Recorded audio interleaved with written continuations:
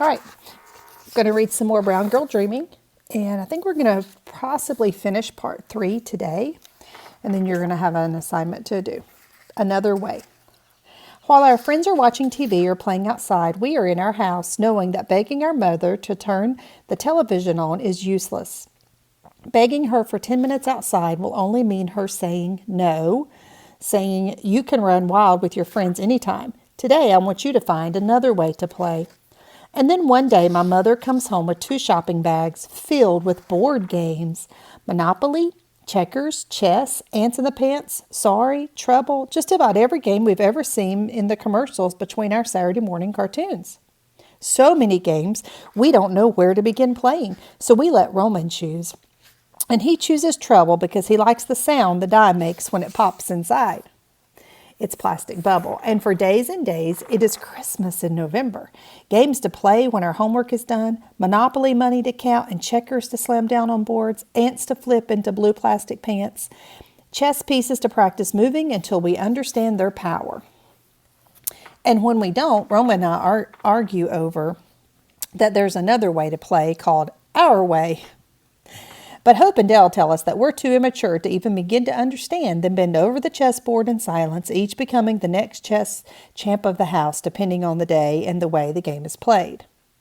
Sometimes Roman and I leave Hope and Dell alone and go to another corner of the room and become what the others call us, the 2 youngest, playing games we know the rules to, tic-tac-toe and checkers, hangman, and connect the dots. But mostly we learn over their shoulders as quietly as we can, watching, waiting, wanting to understand how to play another way. Gifted. Everyone knows my sister is brilliant. The letters come home folded neatly inside official-looking envelopes that my sister proudly hands over to my mother. Odella has achieved this. Odella has excelled at this. Odella has been recommended to. Odella's outstanding performance in. She is gifted, we are told, and I imagine presents surrounding her. I am not. Did you get that? She said she is gifted and she imagines presents around her. She does know what that means. I am not gifted. When I read, the words twist and twirl across the page. When they settle, it is too late. The class has already moved on. I want to catch words one day. I want to hold them, then blow gently, watch them float right out of my hands. Sometimes. There is only one other house on our block where a father doesn't live. When somebody asks why, the boy says, he died.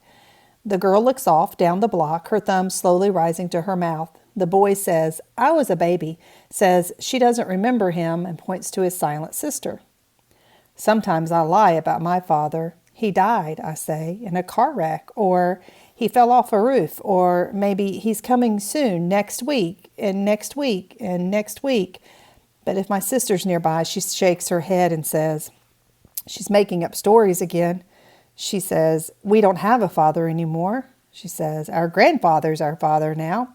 Or she says, sometimes that's the way things happen. Uncle Robert. Uncle Robert has moved to New York City. I hear him taking the stairs 2 at a time, and then he is at our door, knocking loud until our mother opens it, curlers in her hair, robe pulled closed, whispering, it's almost midnight. Don't you wake my children. But we are already awake, all 4 of us, smiling and jumping around my uncle. What'd you bring me? Our mama shushes us, says, it's too late for presents and the like. But we want presents and the like. And she too is smiling now, happy to see her baby brother who lives all the way over in far Rockaway, where the ocean is right there if you look out your window. Robert opens his hands to reveal a pair of silver earrings, says to my sister, this is a gift for how smart you are. I want to be smart like Dell. I want someone to hand me silver and gold just because my brain clicks into thinking whenever it needs to. But I am not smart like Dell, so I'll watch her press the silver moons into her ears. I say, I know a girl 10 times smarter than her. She gets diamonds every time she gets 100 on a test. And Robert looks at me, his dark eyes smiling, and asks, is that something you made up or something real?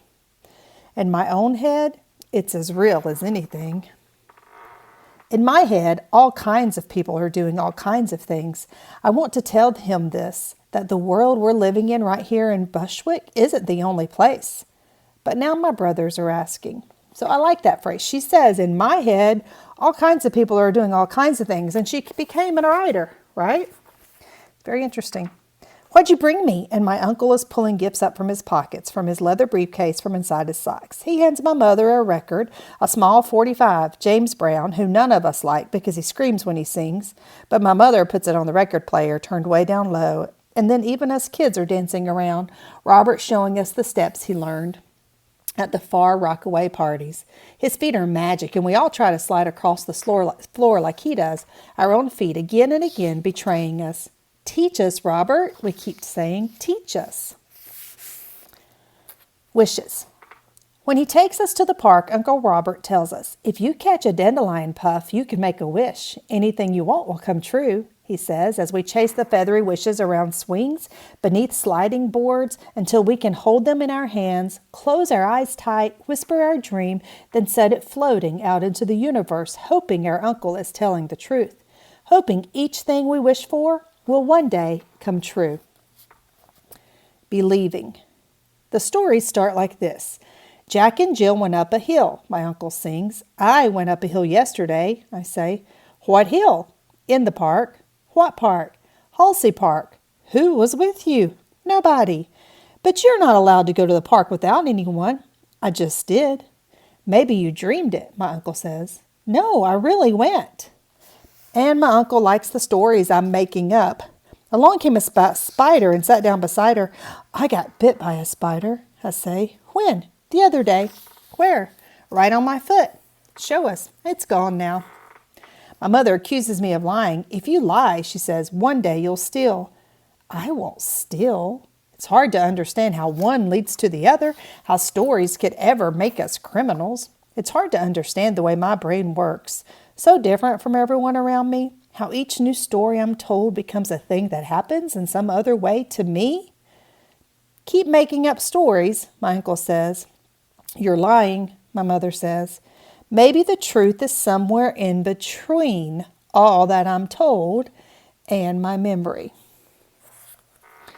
Off key. We start each morning at Kingdom Hall with a song and a prayer, but we're always late, walking in when the pink songbooks are already open, looking over shoulders, asking brothers and sisters to help us find our place. If it's a song I like, I sing loud until my sister shushes me with a finger to her mouth. My whole family knows I can't sing. My voice, my sister says, is just left of the key, just right of the tune. But I sing anyway, whenever I can. Even the boring witness songs sound good to me, the words telling us how God wants us to behave, what he wants us to do. Be glad, you nations, with his people. Go preach from door to door. The good news of Jehovah's kingdom, proclaim from shore to shore. It's the music around the words that I hear in my head, even though everyone swears I can't hear it. Strange that they don't hear what I hear. Strange that it sounds so right to me. Eve and the Snake.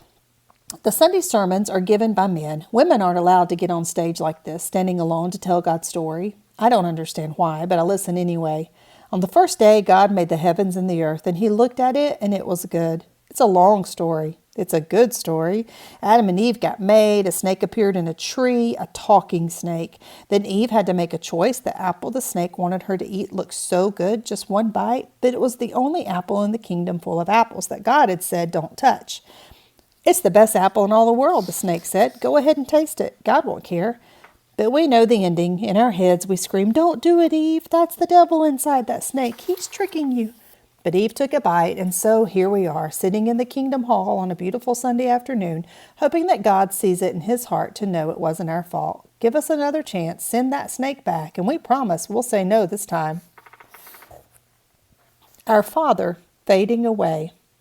In all our moving, we've forgotten our family in Ohio, forgotten our Father's voice, the slow drawl of his words, the way he and his brother David made jokes that weren't funny and laughed as though they were. We forgot the color of his skin. Was it dark brown like mine or lighter like Dell's? Did he have hope in Dell's loose curls or my tighter, kinkier hair? Was his voice deep or high? Was he a hugger like Grandma Georgiana, holding us like she never planned to let go?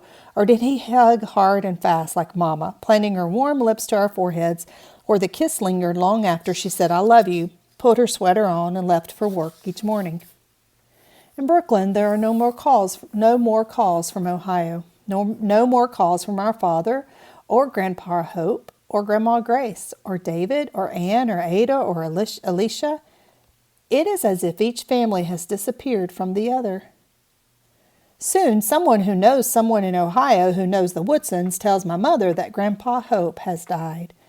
At dinner that evening, our mother gives us the news, but we keep eating because we hadn't known he was still alive. And for a moment, I think about Jack, our father. But then, quickly as it comes, the thought moves on. Out of sight, out of mind, my brother says. But only a part of me believes this is true.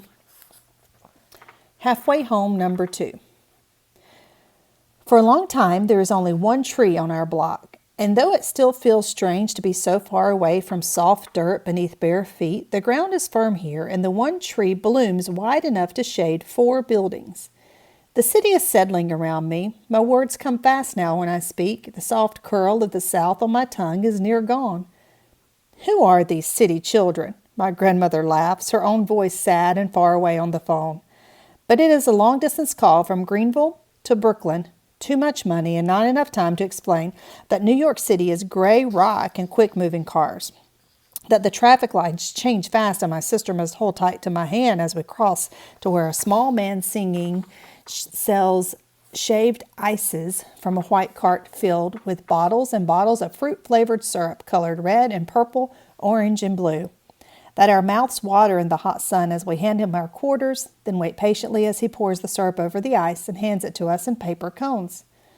We'll be coming home soon, Grandma, each of us promises. We love you. And when she says, I love you too, the South is so heavy in her mouth, my eyes fill up with the missing of everything and everyone I've ever known. The Paint Eater. I think we're going to stop there. I don't think we're going to be able to finish. So tomorrow we will finish part 3. All right. So she's telling us stories of her childhood. So your assignment is going to have to do with a little bit of that this week. So I want you to be thinking of each one of her sections, even though it's in sequential order. I'm going to say poem because that's kind of like what they are because she's written this in prose. Each one is a different story, even though they are happening in sequential order. Each one is a different story of something that happened to her in her childhood. So I want you to be thinking about, you're still a child, but I want you to be thinking about your childhood so far and some of your favorite memories and maybe some stories from your childhood that you're going to want to share because that's what you're going to be doing on Friday is sharing some of that, okay?